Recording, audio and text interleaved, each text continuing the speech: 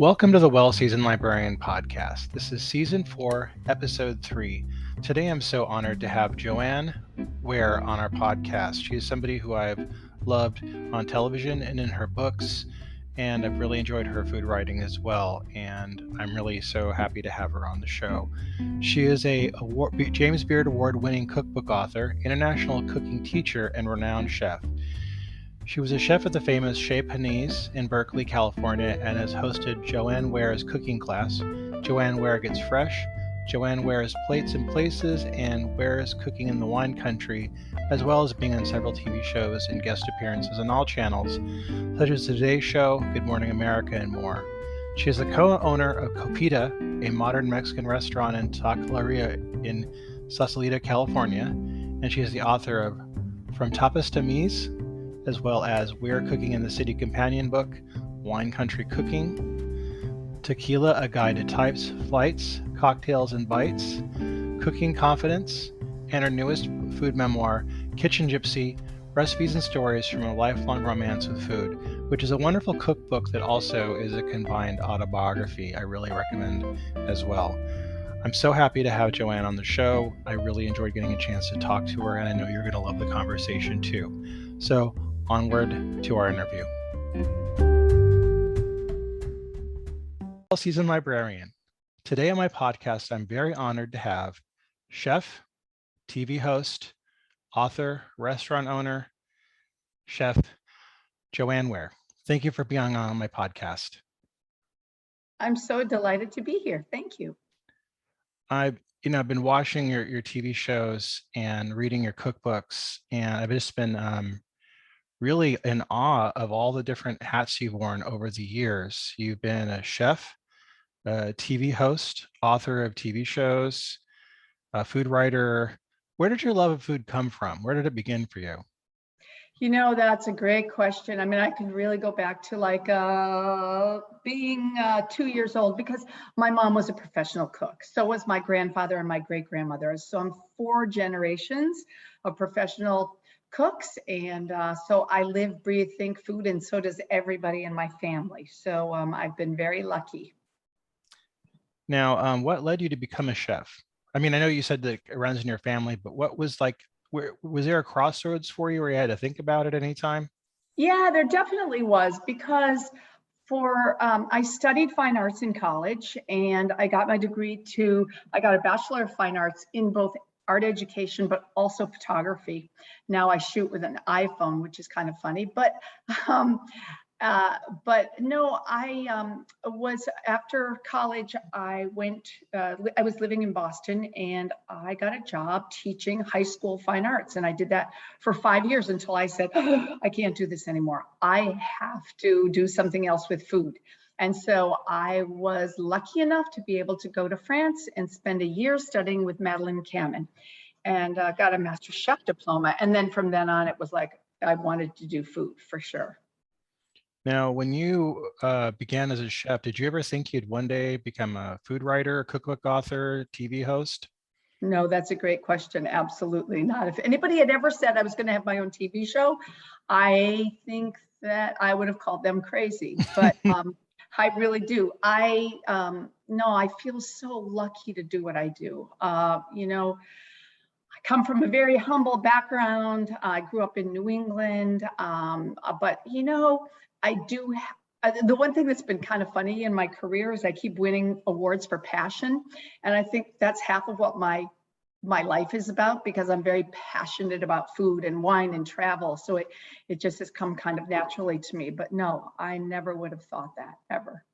Now, speaking of travel, and I want to circle back to the tours that you do later. You've traveled all over the world in your professional life. How did you come to land in the Bay Area? That's a great question. I actually fell in love with someone. I moved to California, but I lived in, as I said, I lived in Boston, and I was traveling. I came out to the West Coast to visit a friend who was in architecture school, met someone and fell in love, and left Boston and left my family and left everything behind, and came and moved here. And I don't regret it. I've lived here now for so long, and I love living in the Bay Area. I love San Francisco. Good. But anything in California, I mean, I love it. I've filmed here. I mean, some of my books are about, California. So yeah, loved it. Now, you were for a time a chef at the famous Chez Panisse. Can you tell me about your time there?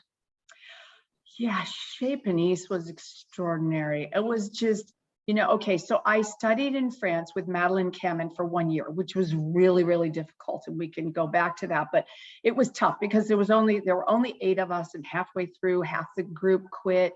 And that was really tough, but she was an amazing taskmaster, great teacher. And I was lucky because I was very close to her and I learned so much from her. But when I finished, I came back to California, and even though I had studied French cooking, really, and my food was very different when I finished cooking school than it is now, but I never really liked cream and butter. I don't really like rich food. I much prefer olive oil and fresh vegetables.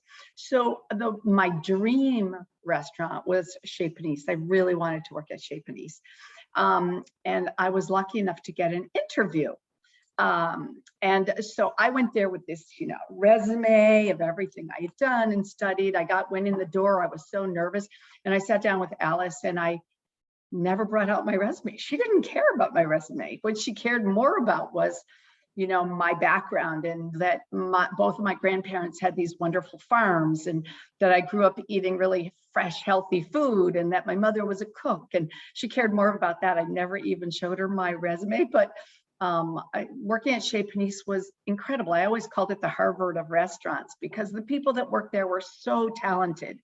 And I spent 5 years there, and it really solidified my love of Mediterranean food. It really, I loved working there, and I loved the people that I met. The people were extraordinary. I was just surrounded by some, really, really talented people. And I realized, wow, I was very lucky to be in that group. I really was. I'm still friends with Alice, and I just filmed with her.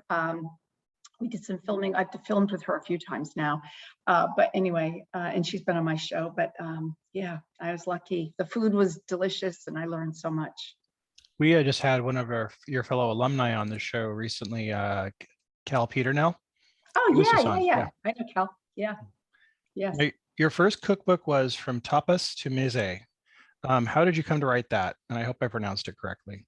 Yeah, Tapas to Meze. So, when I worked at Chez Panisse, I was doing a lot of first courses at one point, and I really, really loved that. I realized that I loved the way you start a meal. I really love that. And so I started, and I love the Mediterranean. So kind of putting those two together. And I went to do some, I've always been lucky enough to be able to travel a lot. And I always chose going to the Mediterranean, and I'd spend time in Italy or Spain. But I noticed that people they'd love to get together with their friends, and they love to have a drink, but they would never drink without eating something. And I realized that custom really was all around the entire Mediterranean. So it was obviously in Spain, it's tapas. And when you get to the south of France, it's hors d'oeuvres. And then also, Italy, it's primi piatti and aperitivo and aperitivi plural. And when you get to Greece,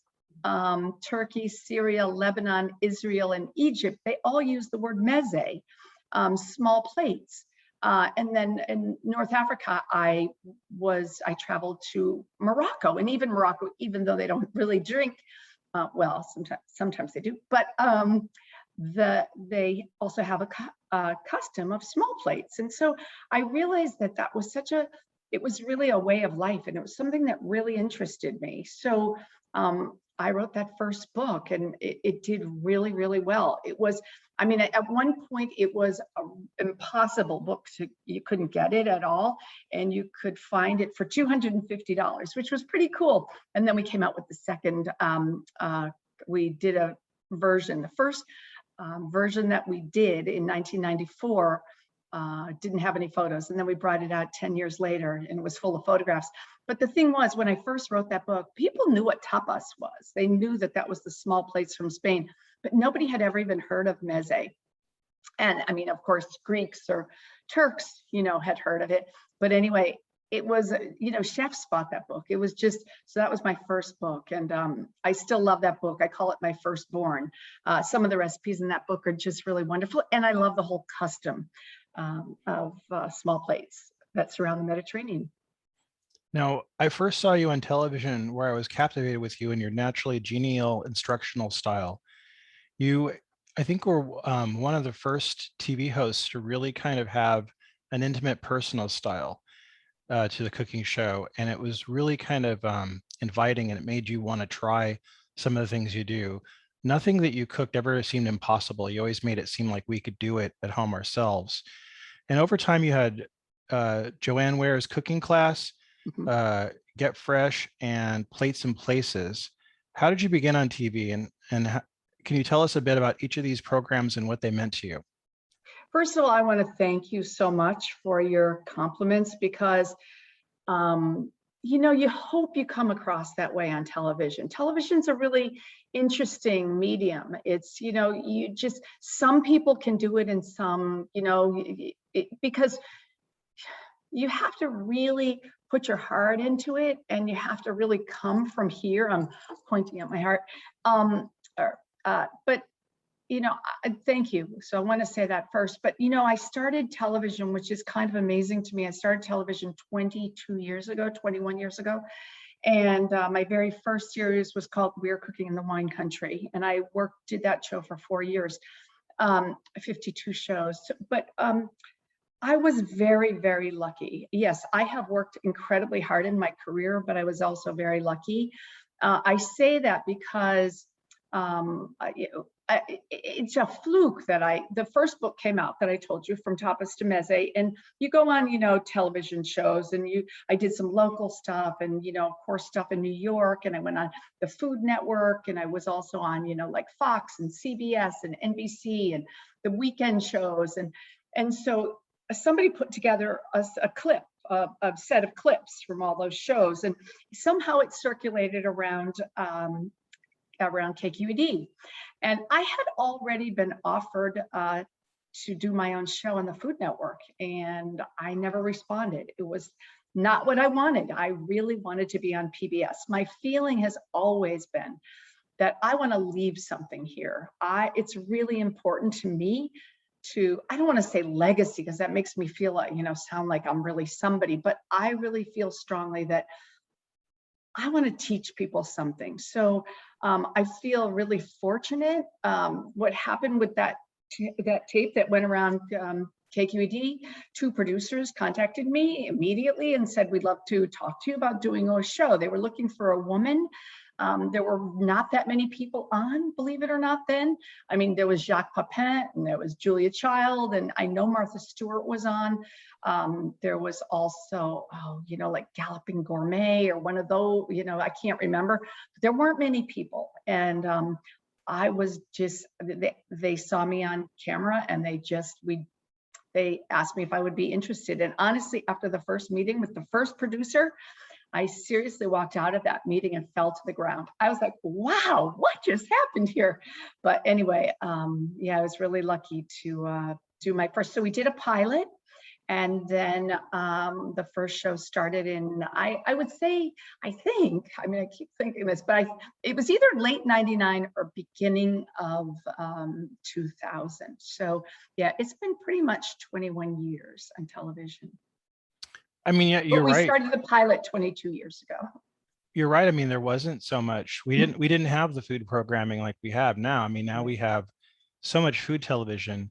Right. But your work was one of just a few shows on TV, and PBS really changed people's lives.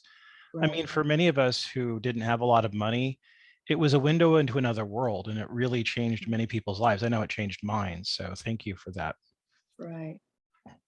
Well, I'm glad there are people like you that are out there watching it. It really was doing television, it's a lot of work, but no, I feel so lucky to have my show, and I never, ever, ever take it for granted. Never. Now, you filmed some of your programs from your own kitchen, which is gorgeous, by the way. Was it difficult to do, and what did you have to do to make it work to be a TV set for you? You know, it's funny you should say that because behind me, you see those plates. That's the opposite wall. I am looking right now at my kitchen. So, and I'm in the same room and people always go, oh, I thought your kid, they come to my house and they go, I thought your kitchen was so big because I live in the city of San Francisco and it's really much smaller than it looks like on television. But okay, so I worked a lot. The first 4 years working in the wine country, I was filming at Farella Park Studio, Farella's winery, and in their kitchen. It was really, really beautiful place, beautiful location. We'd spend 3 weeks, 4 weeks filming, and I did that twice, which was great. And then the next series I did was Weir Cooking in the City. And when I did Weir Cooking in the City, I worked in the studio at KQED, and I didn't really like the studio. I didn't feel like it was me. I really liked being in a home or working in a real kitchen rather than one that they built for me just for the set. And I really liked opening a drawer and knowing what was going to be inside that drawer. So we proposed to KQED after I worked on the first, after that was 6 years into television, I proposed to KQED that I wanted to work on my own and not in the studio anymore, and wanted some support from them. And I did that. So I ended, and a lot of people said, you can't do it. You can't do it, especially your kitchen. You live in a busy part of the city. You can't do it. And it worked really, really well. I love being in my kitchen, but it's funny now I'm thinking of transitioning outside of my kitchen. So, but it will definitely always be in a home setting or or, you know, like when I work film in Europe. So, yeah. Yeah, I think it really made a difference on the shows because it really seemed to be that much more intimate and inviting to see it in the kitchen setting, as opposed to like what looked obviously in most TV shows like an obvious studio kitchen. Right, right. Yeah, no, it's really fun. But I do have to, you asked me, what is it like? It takes over my life. I mean, there's every room, my office is where we meet in the afternoon and where I have hair, makeup done. I live on the top floor of my house and I also have a studio on the bottom floor. And we take that over. And we have a back kitchen there, so we take over the house, and there are 30 stairs going from the studio upstairs to the top floor. And honestly, those people lose 5 pounds in the first couple of days. And I'm serious. That is a lot of work running up and down 30 stairs, because when you're doing television, we have 20 people that work on the show. So Oh, wow. They take over my house. Absolutely. There's somebody that also stays in the studio.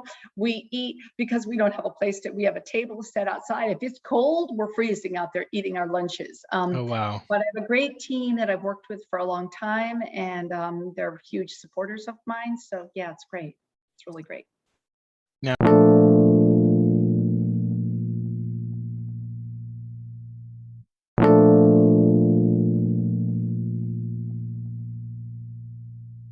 in 2012, you opened Copita, a restaurant in Sausalito, and it was named one of the Bay Area's best Mexican restaurants by 7 magazine.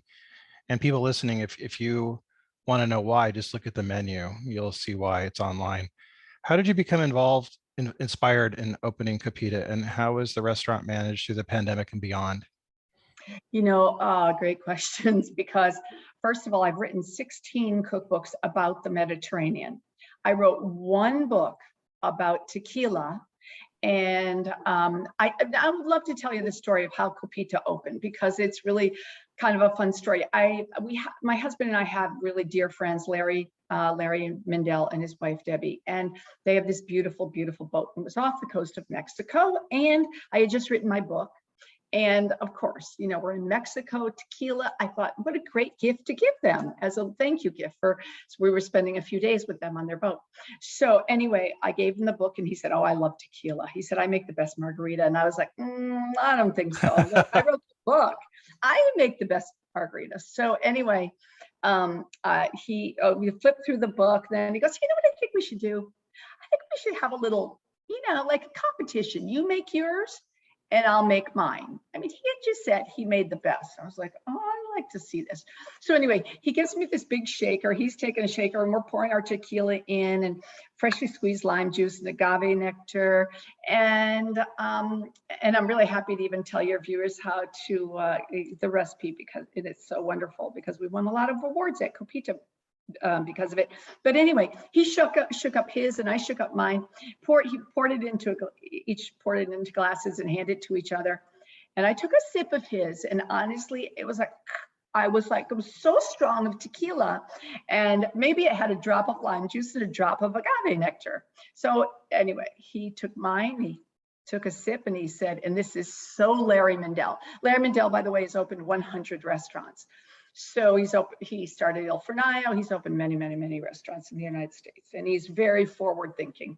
Anyway, so he sips mine, he goes, this is exactly his words, quote unquote, God damn it, Joanne, that's the best margarita I've ever had in my life. So he goes, if I ever found a location to open a Mexican restaurant, would you open it with me? Now, by then I had had two margaritas. And what do you think I said? Sure. So anyway, I said it was on my bucket list to open a restaurant. I have to admit, I'm a chef. I've done everything else. Why not open a restaurant?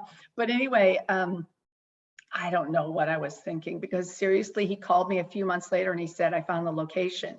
And I was like, for what? I didn't even remember. And he said, for our Mexican restaurant, we're going to open it. He was serious. So we opened Copita, and honestly, I learned so much from him. I write about it in my most recent book came out in 2015, because I told everybody that was my 17th cookbook.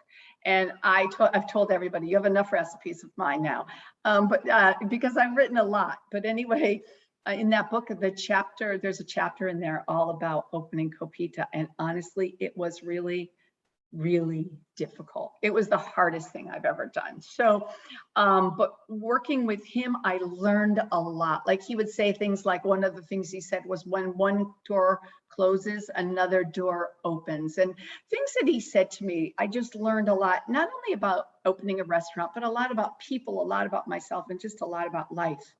It was really, really an incredible experience, but it was also a difficult experience.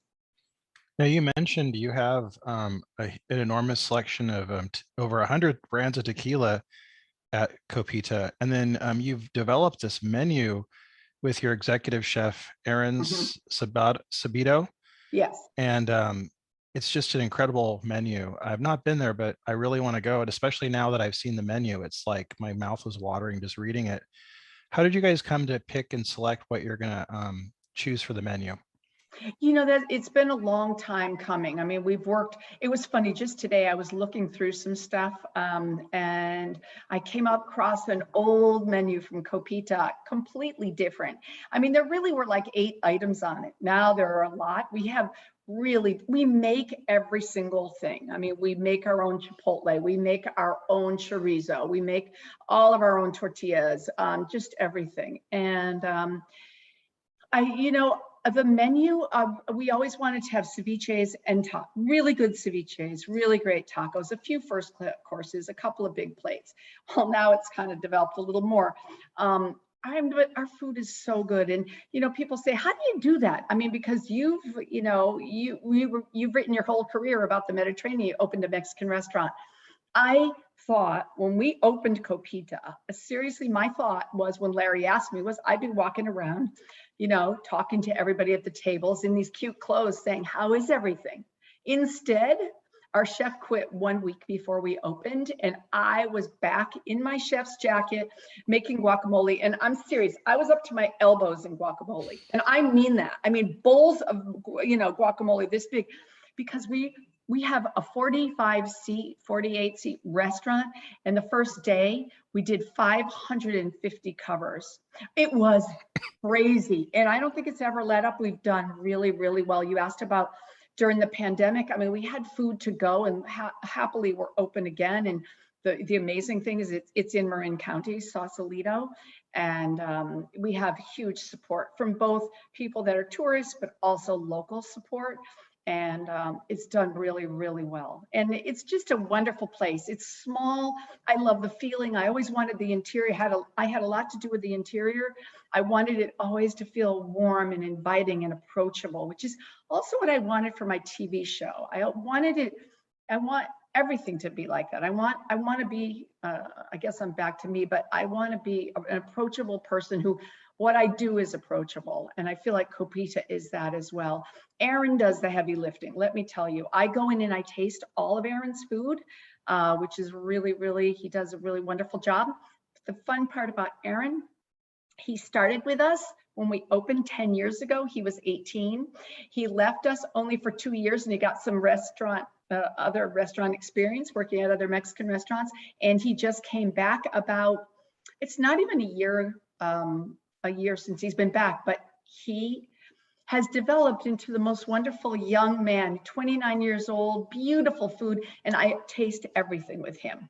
I have a lot to do with the cocktails. Obviously, I wrote a book about tequila, which has 40 recipes for cocktails, and not from me, but the best tequila bartenders from around the country. But anyway, Aaron and Felix, our team are amazing. So Menu looks. Answer. Sorry. No, you're good. The menu looks so inventive. I mean, there's so many authentic looking dishes on there, but you put a lot of personal touch. I see from the chefs there, like the queso fundido. It looks gorgeous. I mean, I don't see that a lot, but then I saw that there was some pineapple on that, and I'm like, that looks amazing. That's so freaking brilliant. And then the summer vegetable taco. So good. Usually when I see vegetable tacos, I'm like not enthused, but this looks good. Like I'm like, I would try that or bully somebody else to get it so I could try it too. And then the pork belly tacos, I don't see that a lot. Yeah, that looks really good. That's one of mine. You know, you said, now it's a fall vegetable taco, but honestly, it is so good. Now we're doing it with kabocha squash, roasted kabocha squash and rajas. And rajas are roasted poblano chilies, not too hot. The combination is so delicious. But you know, our dishes are really, really wonderful. I mean, I have to say, and you also mentioned the queso fundido. It was funny because one of my partners in the restaurant, when we said we wanted to do queso, he was like, "Oh, that'll never sell." That is one of the biggest sellers. So it's really fun and it's delicious. I'm serious to share. It's really wonderful. Oh yeah, but I think people, I imagine people probably order it and then order another one and then another one because it'd go quickly. Really good. Now, in addition, it's fun to come to our restaurant and eat with a few people. It's really nice. Well, yeah, I want to do that because I'm already kind of envisioning what I'm going to order or get other people.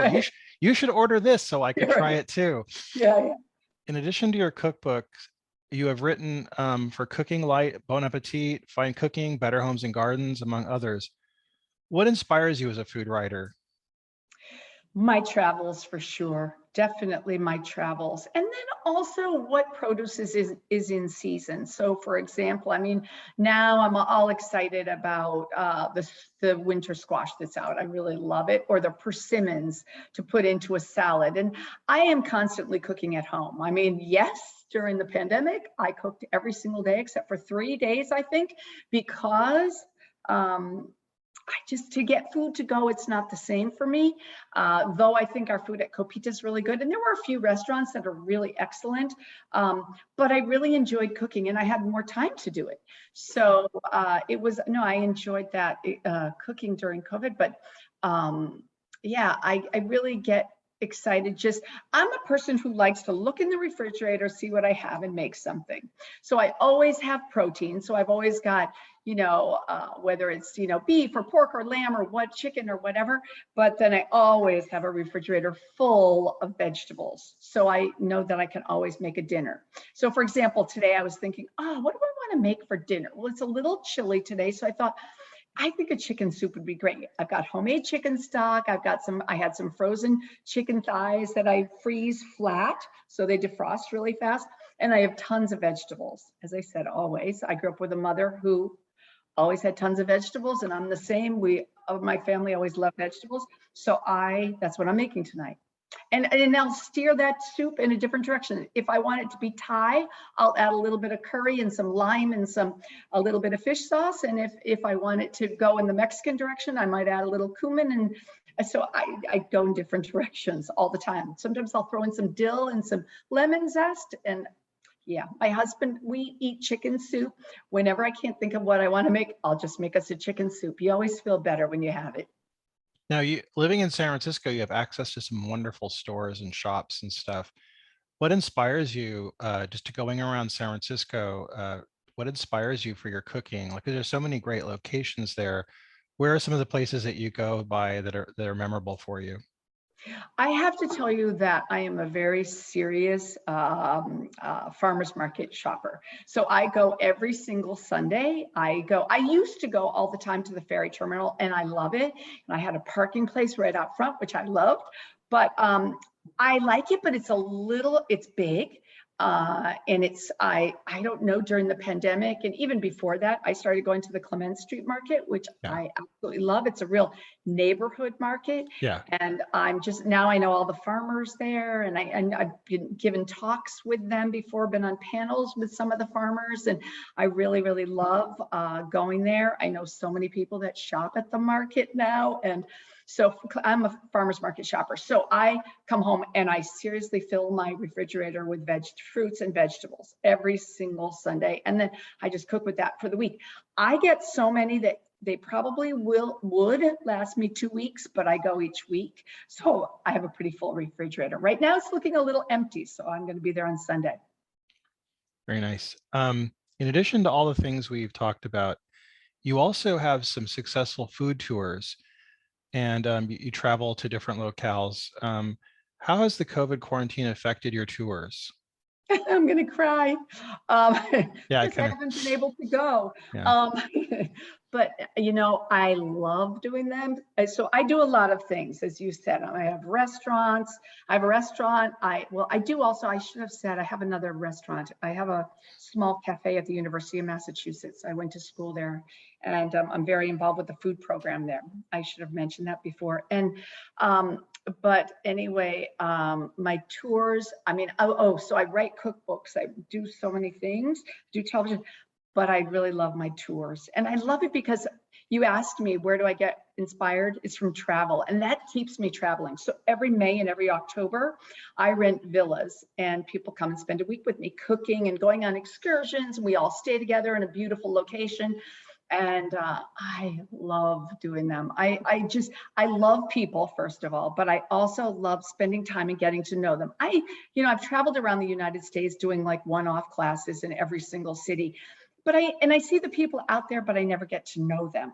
But when I'm spending a week with someone, I really get to know them. And I think the people that are attracted to these love food and wine and love people, and I just have incredible groups of people. So I have locations in Morocco, in Marrakesh, Morocco, which everybody wants to go there. I've been doing that for 10 years, and I probably have gone there at least once every year with a group of 15 to 18 people.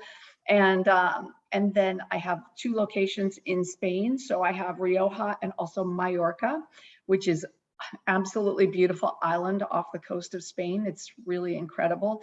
It's the place right now to go. It's very popular.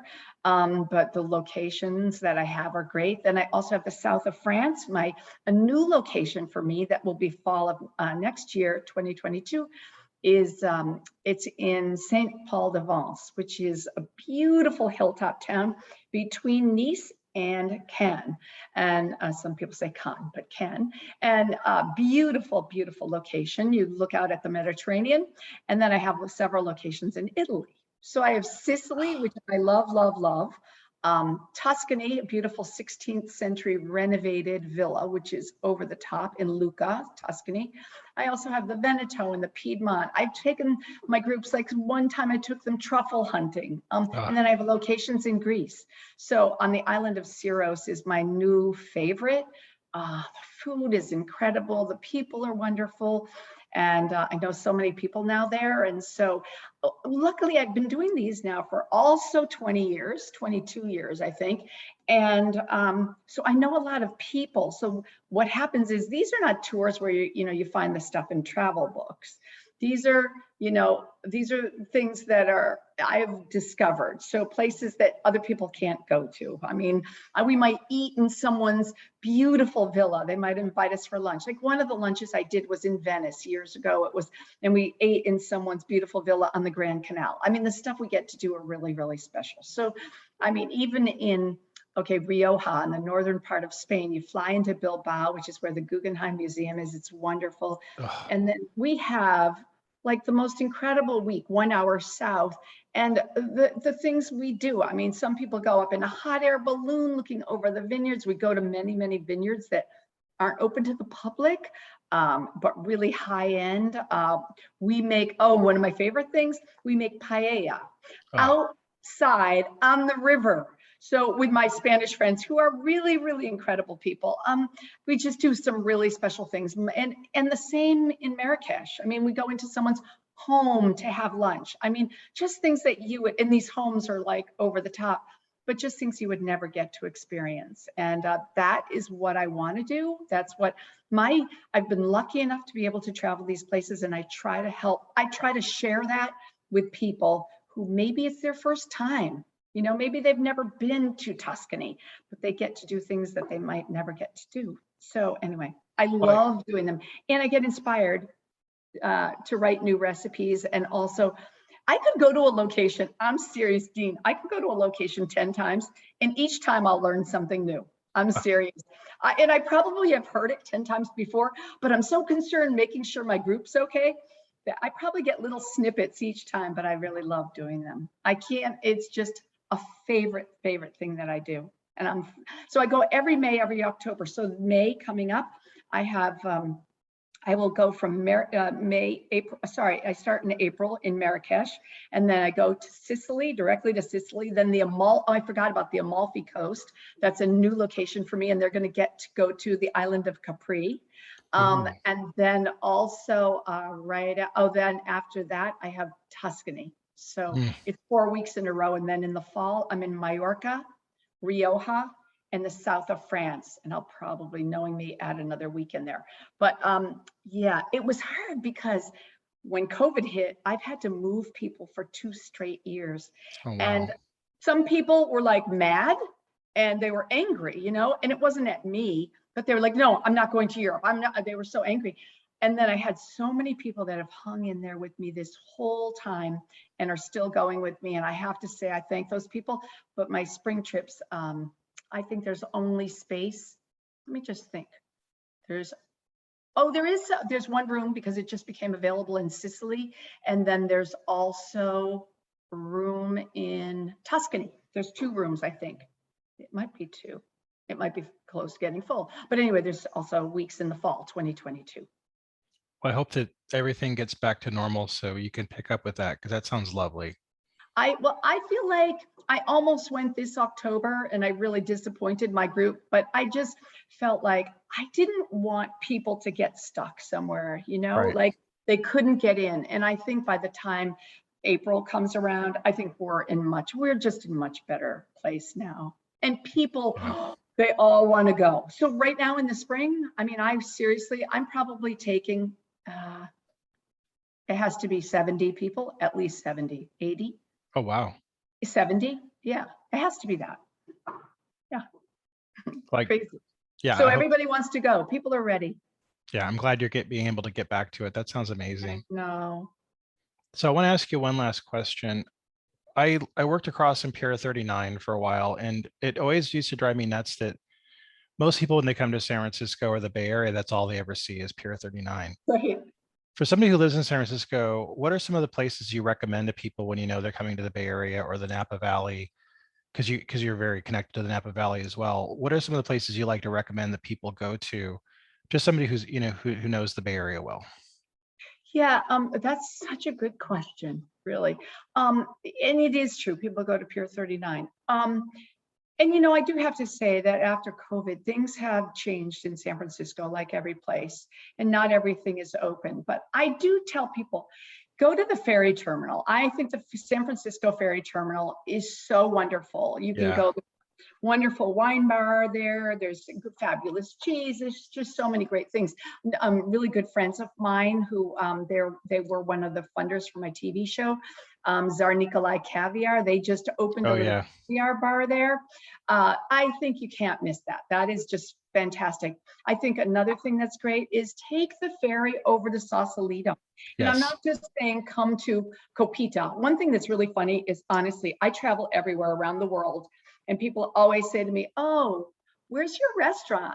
And I say my restaurant's in San Francisco. They say, "Oh, we're in San Francisco," and I say, and they're okay about San Francisco. But when I say Sausalito, they go, "Oh, Sausalito." That's the other place I think people should go. Take the ferry to Sausalito. You can have a couple of margaritas, go back by ferry and walk to your hotel. That's really, really a wonderful thing to do. I happen to live in the Fillmore area. I love Fillmore Street. I tell people, if you can stay near Fillmore Street, it's wonderful.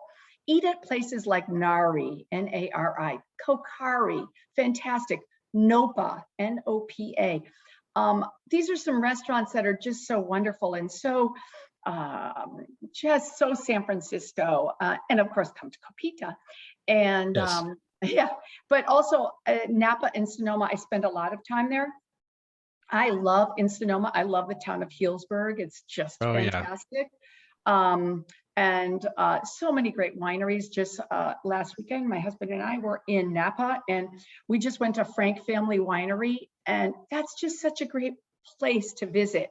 Let's see, what other places do I like to go? I mean, I can tell you some, but some of them are, a little more expensive, and I like to tell people all kinds of places. But I was thinking about Frank Family because we just went there and everybody was so nice sitting outside. It was absolutely beautiful.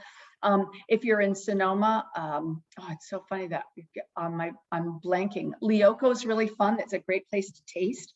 Right in Healdsburg. I love Linmar. Go have lunch in Sonoma at Linmar, Lynmar, absolutely delicious. There's just so many places. Dutton Goldfield, wonderful Pinot Noirs. If you really want to go high end, Paul Hobbs is over the top. That was Sonoma because I just did a 3-4 day course in Sonoma, which was really, really fun. And we were cooking and all stayed together in this beautiful villa. And we went to Linmar for lunch, and some people said it was the best lunch they'd ever had, which was really great. Cool. And it's funny that I can't think of more in Napa, but where should you eat in Napa? I love Chris Costello's restaurant. Charter Oak's really wonderful. Let's see, where else should you eat? Redwood is great. There's so many great places, and my mind is just blanking. Where did Joe and I eat? Anotre. You know what's really fun too in Napa, which was the first time I've done this? We stayed downtown Napa. There's a few hotels there, downtown Napa, because you can just walk at night and have dinner or go have a glass of wine. There's some wine bars and wine tasting rooms, and go to the Oxbow. So there's so much to do there too. Napa's changed a lot in the last 20-30 years. It's really more tourist friendly now than it was. Yeah. You mean downtown? Yeah, there's so much more there. I mean, there's all those, hotels and great restaurants, and it's great. It's really great. Well, I want to thank you very much for being on my show. I really enjoyed getting a chance to talk with you. Yeah, you too, Dean. Thank you so much. You asked some great questions. Thank you.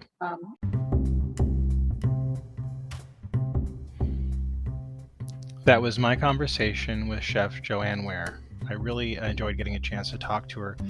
I want to recommend her book, Kitchen Gypsy, Recipes and Stories from a Lifelong Romance with Food, by Oxmoor House, published in 2015. It's available on Amazon and Barnes & Noble, and we have a link to it in our bio section, so check that out there. It's a wonderful memoir, as well as just a great all-around cookbook you're really going to enjoy. It's fun with a lot of beautiful pictures, and I really highly recommend it.